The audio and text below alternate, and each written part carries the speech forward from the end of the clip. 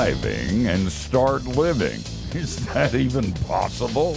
Let's talk about it with Kyle Winkler on Steve Brown, etc. He's an old white guy, an author, broadcaster, and seminary professor who's sick of religion. And he's brought friends. Please welcome Steve Brown, etc. And we are so glad you're here, that you would take time from a busy schedule, and everybody's busy, and give that time to us is a gift. I say it all the time, and I mean it all the time. You always have a place at our table. We just don't let you talk. I'm Steve, the aforementioned old white guy. Matthew Porter, our executive producer, is here. Matthew says we should get major holidays off from work.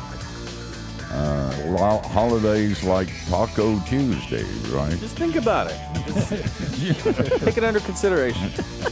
And our producer, Jeremy, is in the little glass booth. Jeremy says it's not classy to be a name dropper, and he thinks his friend Toby Mack would agree. I mean, he did tell me that the other day. Yeah. That's just Toby. That's just Toby. Let it drop, Jeremy. Our one-man IT department, John Myers, is in the tech bunker. Had John been born in Philadelphia in the early 1800s, the Liberty Bell would be fixed today. I believe it. That's accurate. Yes, that's accurate. Dr. George Bingham is the president of Key Light. George has a fire in his belly. That fire comes from Cuban coffee, which he has sitting in front of him. Or Taco Tuesday. Yeah. And Kathy Wyatt is the soft, feminine side of the program. Kathy can't understand why youth is sometimes referred to as salad days. It's the one time in your life when you don't have to eat salads. We have an interesting guy with an interesting title to an interesting book. And we're going to see if this is for real. If it is, it's going to be irritating to me. The title of the book is, and I hold it in my nicotine-stained fingers, is called Permission to be Imperfect, How to Strive Less, Stress Less, and Sin Less. And the reason this could be irritating is because I have reached perfection. And now, I've worked hard at it, and now I find out I don't have to do it. In case you're wondering, Kyle is a practical Bible teacher and creator of the highly acclaimed mobile app, Shut Up, Devil. You could say, go to hell where you belong, devil, or something like that. He holds an MDiv in biblical studies. He survived and is sought-after speaker and media guest. And as I said, Kyle's new book, Permission to be Imperfect. Kyle, thanks for being with us. Steve, so good to be here. Honored to be with you. You know, we're honored to have you. You were given a lot of instructions at the beginning by our producer, Jeremy, of things you should do and should not do. Feel free, after reading your book, to ignore all of them. Wow. I feel the pressure, so good thing that, yes. I'm just going to go home. This. I'll just Yeah. throw caution to the wind here. Yeah. Jeremy's leaving now. I'm out. By the way, this book has an existential quality to it. You wouldn't have written it if you hadn't worked to be perfect and strived hard and went through the stress and sinned a bunch. You want to tell us a little bit about how you came to write this book? Yeah, I always take it all the way back to potty training for me, Steve. I just thought as long as I can remember, I just thought there was all this stuff wrong with me and all this fixing that I had to do. And so back then I'm still a natural introvert, by the way, but back then I was so debilitatingly shy that I was the outcast and the loner and the one called all kinds of names and stuff growing up. And so then I come into the faith, this new version of the faith I didn't know existed that had some power and practicality to it at 16 years old. And I thought, oh, this now is going to do it. This is what's going to fix me up. This is what's going to, help me in all my weak areas and everything. And so what I ended up doing is taking to the faith like a self-help program, and the Bible became nothing more than a book of instructions to do just that, to help me to maybe twist God's arm to blessing me and giving me the peace and the victory, that I read that we're supposed to have as Christians. And so it's this story of my life of 10 years of the faith. And I know some people have much longer stories than that of trying all of these things to make this Christian life work and to get all of this stuff that I thought that I was supposed to have and all this healing and all of this fixing and changing and growing, only to get to a point where I realized that I was more burdened than free and more stressed than saved. That's how I was feeling. Yeah. And it was actually only making me worse, not better. I mean, all of my years of being part of the holiness police and judging myself and everybody else, it didn't work. It certainly didn't make me perfect. And all it did was give me bad attitudes. And like I said, made me worse, not better. So finally, as is the story of this book, it's really me realizing that it's not about that. The Christian life is not about climbing the ladder to God, the ladder of law and the ladder of rules and commandments, but it's actually allowing myself to be loved just as I am. Oh, man, that is so freeing. You said for 10 years you struggled with that.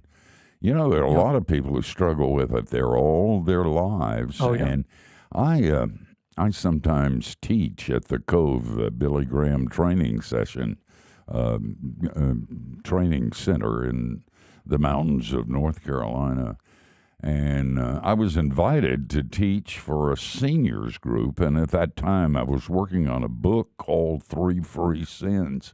Oh, I love that book, Steve. Yeah, well, the book was good, but it was not as radical as the title said. I think I changed this lot. But at any rate, I was working on it, so I decided I'm going to give them the whole load. And after the first session, they were looking at each other in shock.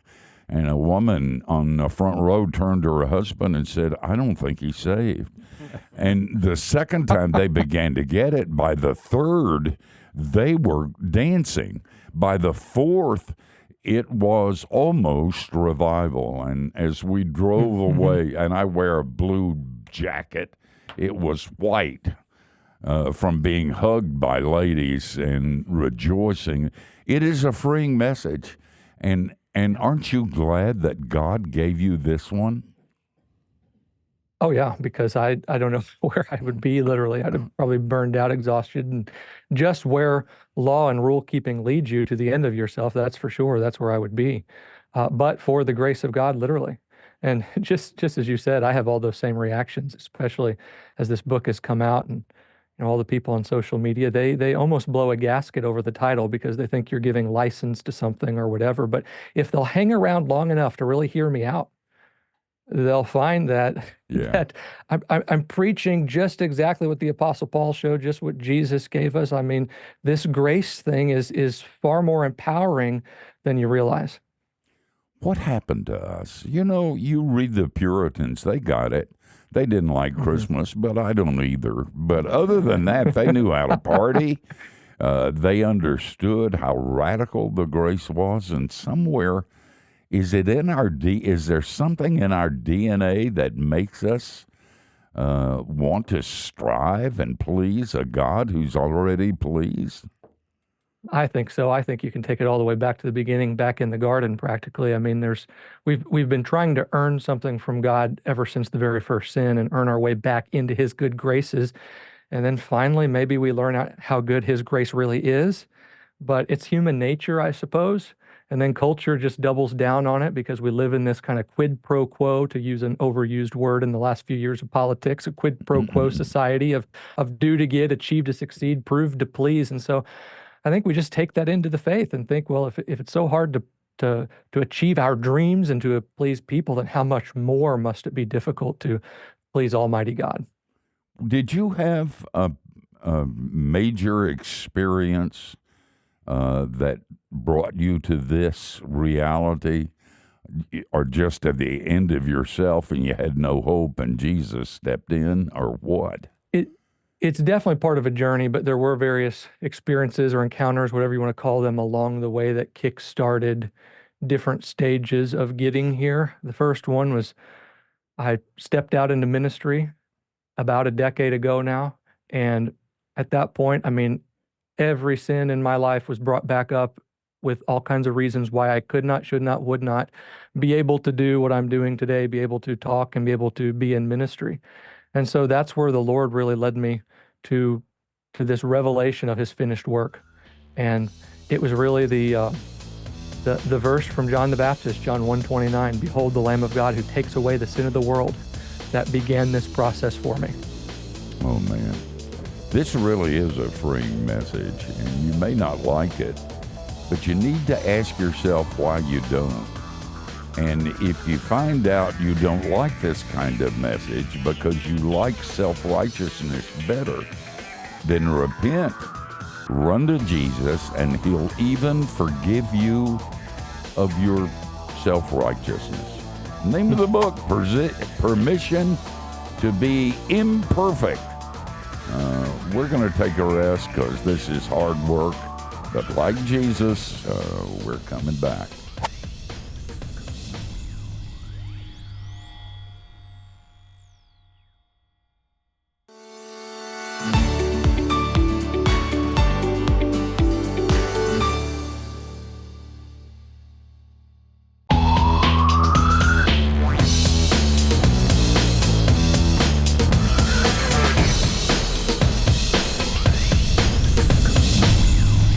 So glad you joined us. We're talking to Kyle Winkler, and his new book is called Permission to be Imperfect. And if I gave you permission to be imperfect, that would mean nothing except antinomianism. But what if God gave you permission to be imperfect? The subtitle, How to Strive Less, Stress Less, and Sin Less. Great subtitle, like very direct.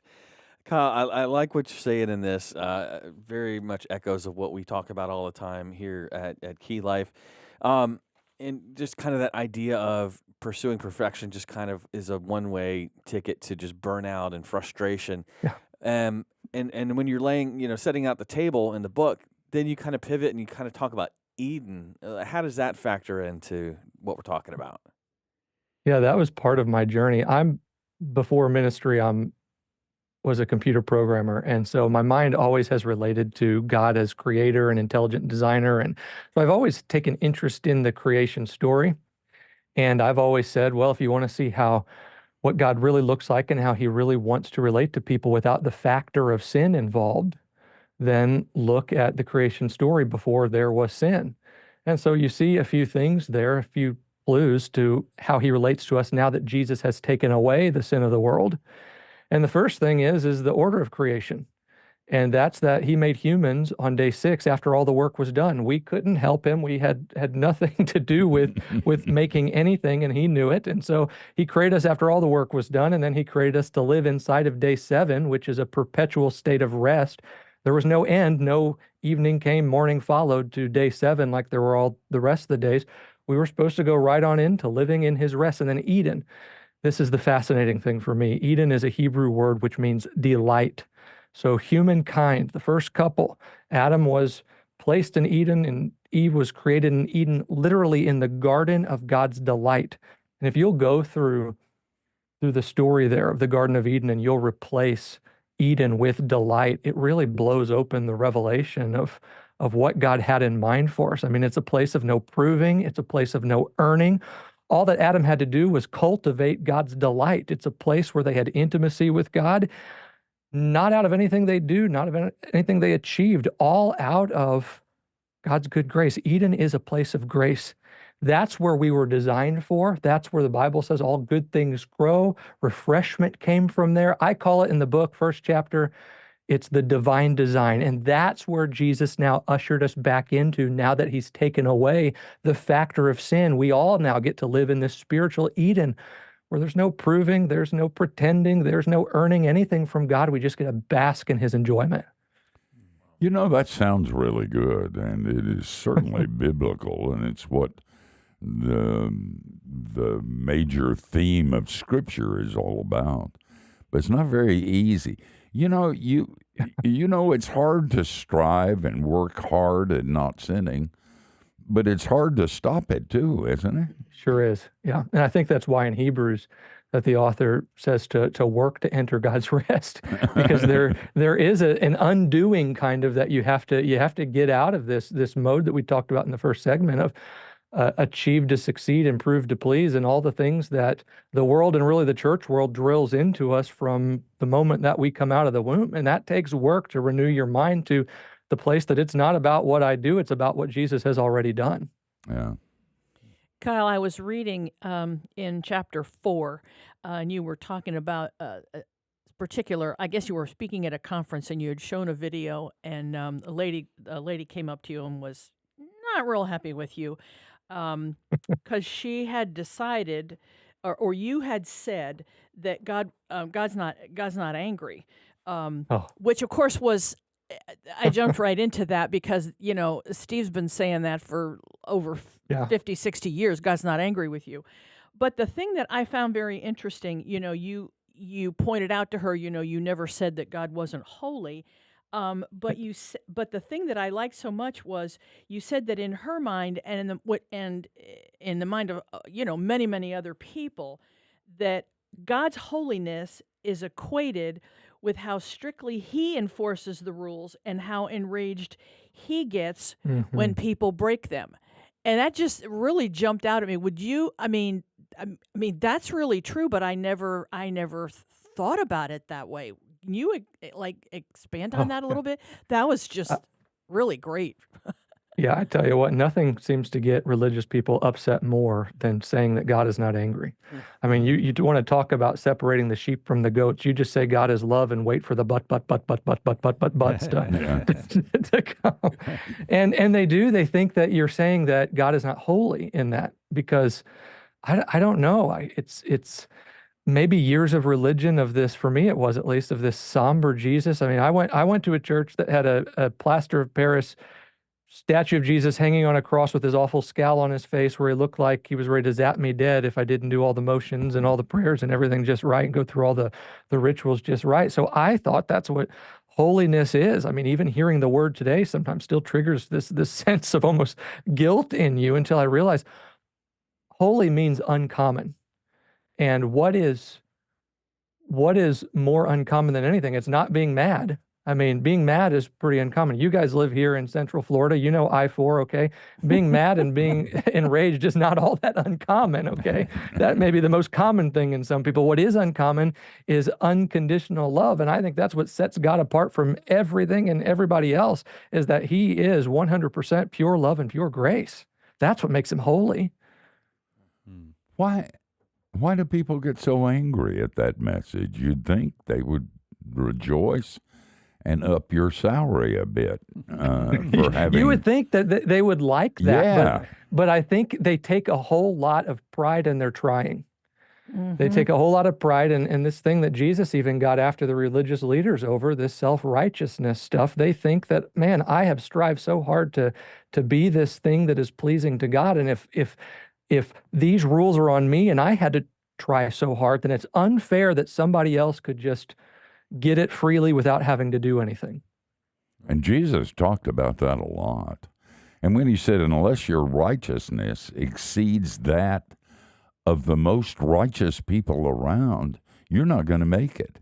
And all of a sudden we think, I'm in deep stuff here. I'm not going to be able to make it. This is not going to work. And that's when Jesus says, in Arabic, of course, bingo. And it is, Of course. and it is a wonderful experience when you begin to realize that he really is pleased. And, we'll talk about it on the other side of the break, but whenever we do this message, and I get this all the time, and I suspect you do, knowing how bad I am, and I believe in radical and pervasive depravity, you give me this kind of freedom and this kind of love and this kind of excuse and this kind of mercy and this kind of grace. I know what I'm going to do. I'm going to get down and party, and I'm going to do things that I've always wanted to do, but I was afraid to do because I was afraid I'd get caught and lose my job as a minister. And I'm going to have you answer me because that kind of keeps me awake at night. But on the other side of the break, guys, don't go anywhere. This is good stuff.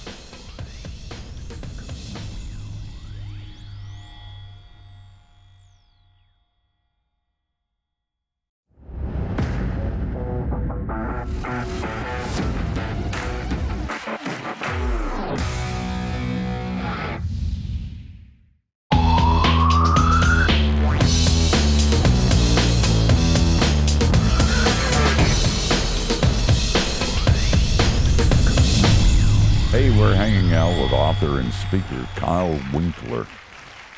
You can keep up with him at kylewinkler.org and on X at Kyle Winkler. Not very creative, but easy to remember. Before the break, I was talking about me, and it's all about me. And I was saying, I know how bad I am, and you start giving me this message that you've written so beautifully about in your book. And then all of a sudden, I'm going to get worse because I know, now that I'm free, man, we are sinking deep in sin. Yay. I'm now free to sink a little bit deeper in sin. That doesn't happen, does it, Kyle? Talk a little bit about it. Yeah, it's this license to sin line that fills up my YouTube comments these days every time somebody reads the title of my book, and I think that's what I'm giving people. And I will say this, first of all, about this whole sin concept. If the Bible is meaning what it sounds like it's meaning, if it's true what it says in 2 Corinthians 5:19, that on the cross God reconciled himself with the world, no longer counting our sins against us, if Colossians 1:20 is true, that he made peace with everything in heaven on earth by the blood of the Lamb, then this sin issue isn't really the issue anymore. Yeah. Still, I mean, it's good not to want to sin. Obviously, there are natural consequences that we deal with, not God consequences, but there are natural consequences to sinning. It hurts us. It hurts our relationships. God doesn't want that. So yes, I mean, of course, none of us, I don't today here as a minister, having written Permission to Be Imperfect, I don't just want to go run amok with sin, but that is what everybody's fear is you tell people they can be imperfect and they're just going to go and have their way and do whatever they want to do. In the book, I go through a couple things. One is the science of it, and the other is the spiritual reasons why that really isn't the case. The science of it is that the more you perceive is on the line, the more pressure you think you have, whether that's in sports, whether that's in an interview, test taking, whatever, even recalling a name, the more you think, I have to do this in this moment, the stakes are high, the worse you end up doing. There's something that happens in our bodies, it goes into danger mode. I think that's because we leave the place of rest that we were created to be in. And so body goes in danger mode, it makes us actually do worse, not better. We don't think as clearly, we don't act as appropriately, our judgment is off, all that. So the more you think with God is on the line, it's as the Apostle Paul said. This is the spiritual part of it. It's as the Apostle Paul said in 1 Corinthians 15:56, that law actually empowers sin. It puts this pressure on you that keeps sin only on your mind. And I don't know about you, but when somebody keeps talking about chocolate or cookies or Krispy Kreme donuts, eventually I start salivating and I go all out and binge on those things because it's on my mind. So the more you're trying not to do this thing, living by all of these do's and don'ts, the more you end up going to the very thing that you don't want to do, that you hated to do. And so the answer to that, really, as backward as it sounds at times, the answer to that is truly grace. Knowing that God loves you. I mean, it's not saying go out and sin, but it is saying that you can't out sin God's love. And when you know that He is there and His love is there to catch you when you fall, it's just going to naturally and spiritually empower you.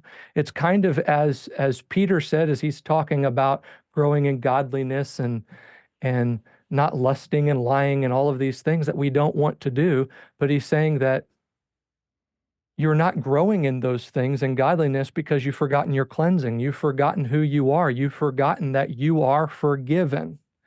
And that's the other thing about this grace thing, is that it's not just about forgiveness. It's not just about mercy, but the other half of grace, maybe more than the other half of grace, it's about a new nature that you have. It's about a new heart that you get with new wants and new desires. It's that suddenly, I think, as you guys said in the break, you become allergic to sin. So though you might do it at times, I mean, you certainly will do it at times. We're not perfect. You don't really want to do it anymore. And so grace is the antidote to sin. It's not let's have less grace so that we sin less, but let's have more grace. And then over time, somehow, some way, that's just going to naturally make us holier than trying to strive for it. I don't, until I understood that, what Jerry Perry's, one of the voices of Key Life, said, you'll run out of sin before God runs out of grace. Once I realized that, I think something happened inside, and I thought, I really want to please God. By the way, that's allergies and not my pipe, and that's my story, and I'm sticking to it. Yep. But I don't think you know anybody who wants to please God more than I do, and that's strange. That's not normal.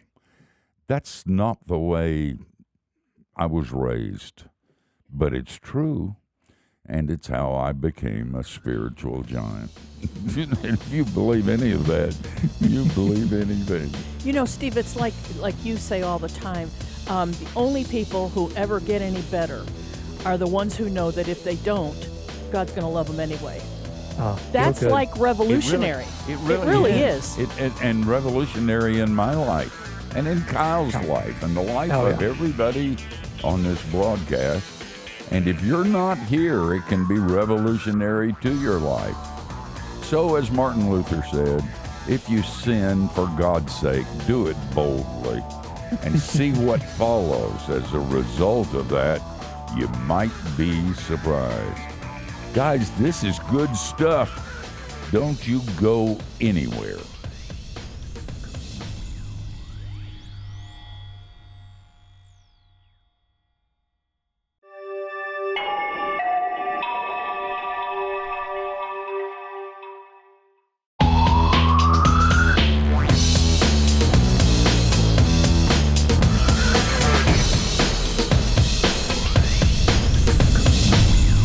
Thanks for spending time with us. By the way, if you'd like to keep up with the latest articles, sermon videos, episodes from Key Life, you might want to check out our weekly email, Key Life Connection. Just go to keylife.org/subscribe and try it out today. And if you don't like it, you can't complain because it's free. Kyle, we kind of talked about it. You've made reference to it, but there was one sentence I'd like you to kind of expand on. So many of our most toxic emotional, psychological, and spiritual symptoms are the byproducts of an incorrect or incomplete answer to the question, who is God? Yeah.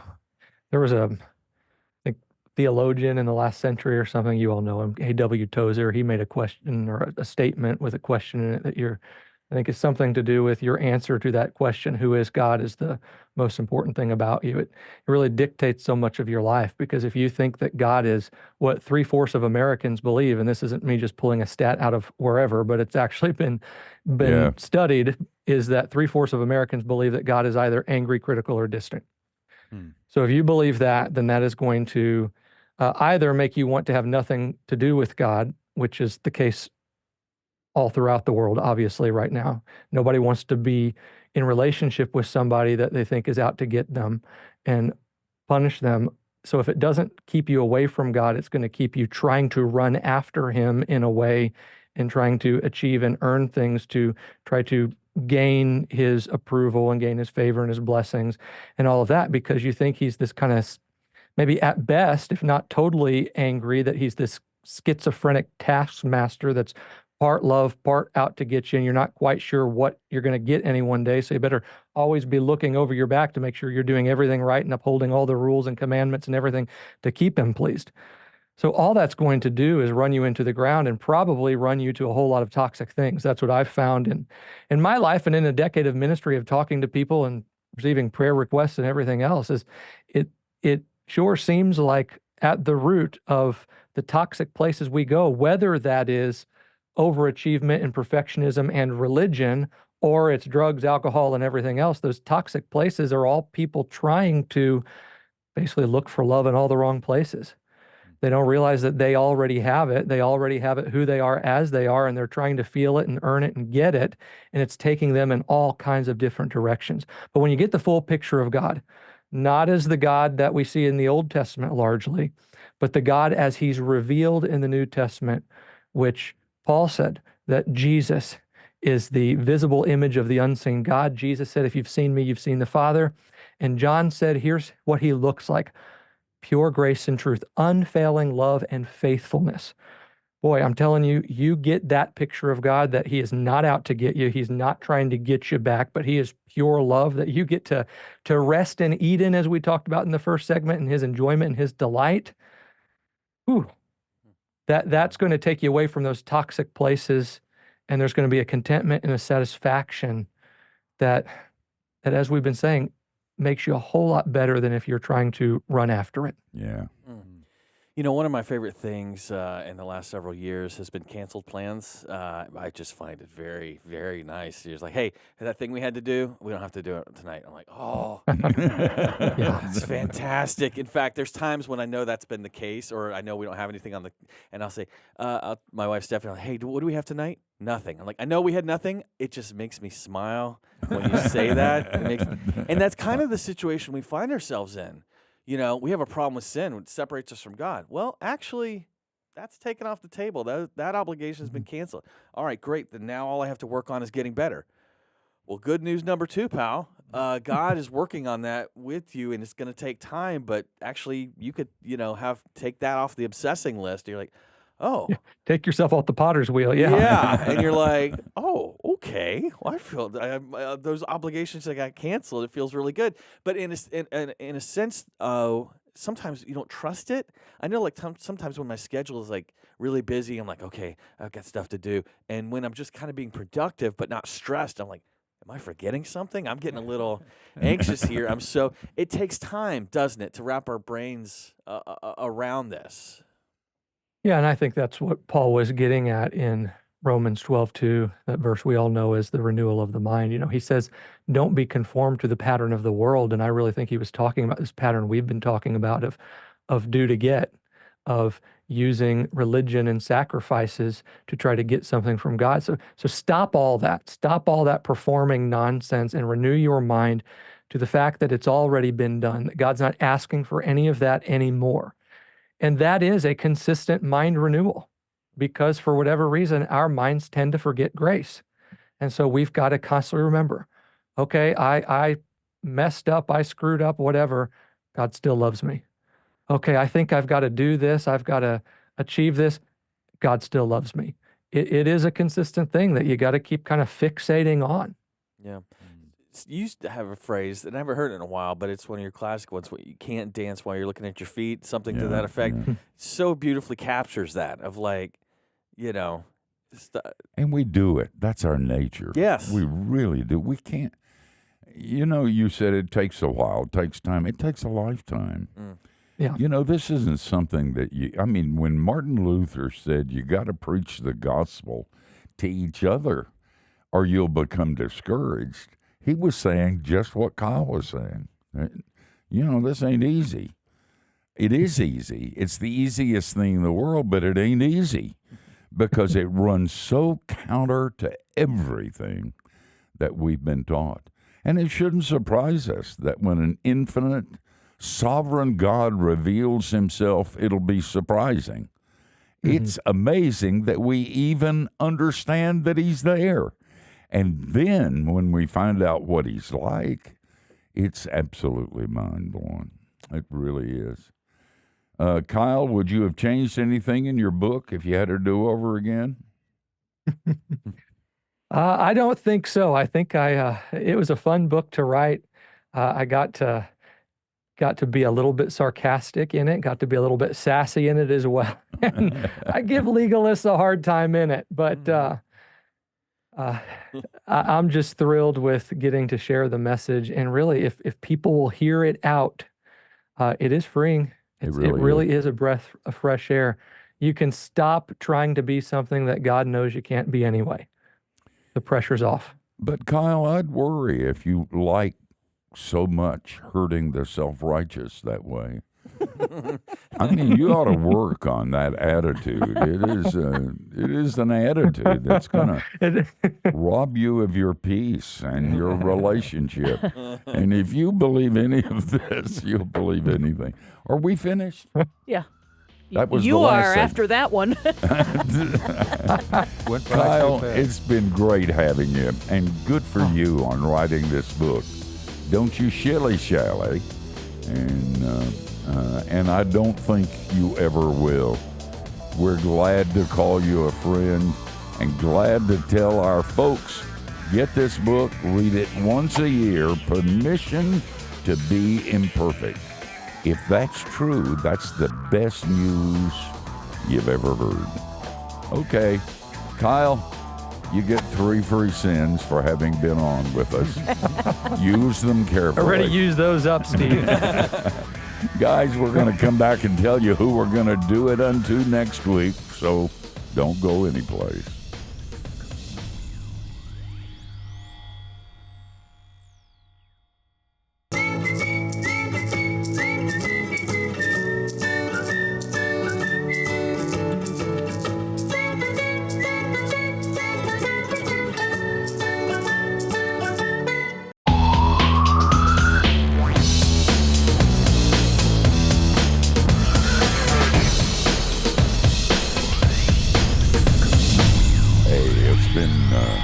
A great hour.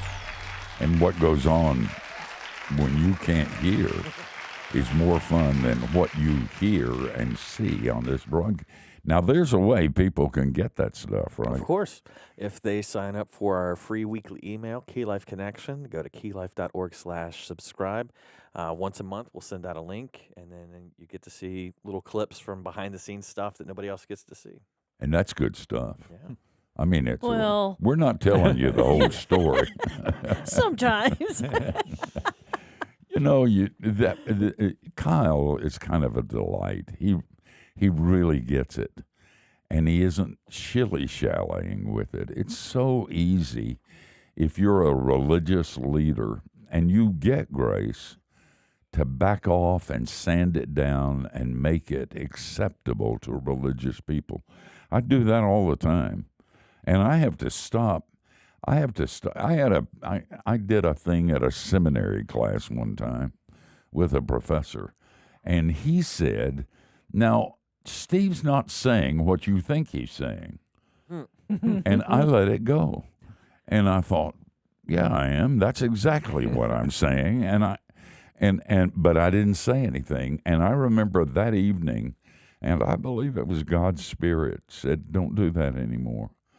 Man, be clear about what you're saying and take whatever comes as a result of it. I understand the times that I've compromised grace because I wanted to be light. I wanted my career I wanted a bigger church. I wanted more people to read my books. And I want, when I write a book, to put a chapter in there that says, but, however, you've got to, this is important. And And I'm not going to do that anymore, or at least I don't think I'm going to do it anymore. But the thing about Kyle, he doesn't sand the message down, and it is a radical message. The message of the Christian faith is far more radical than you ever believed, and it shouldn't be true. It really shouldn't. I mean, it's crazy, but it is true. You really are loved. You really don't have to strive so much. You really don't have to stress out. And go out and sin boldly. And I didn't say that. Martin Luther did. Who's going to be on next week? Next week is going to be so fun. We are going way back in time and we're going to have our friend Paul Young, who's been with us before, and Baxter Kruger, and we're going to talk about The Shack and The Shack Revisited. All right, that'll be fun. Boy, we have some potential for controversy there, don't we? We'll get lows. Not for those people that like basketball. Hey, you join us next week, same time, same place, and between now and then, don't do anything that we wouldn't. You have a wide berth, by the way. Just in case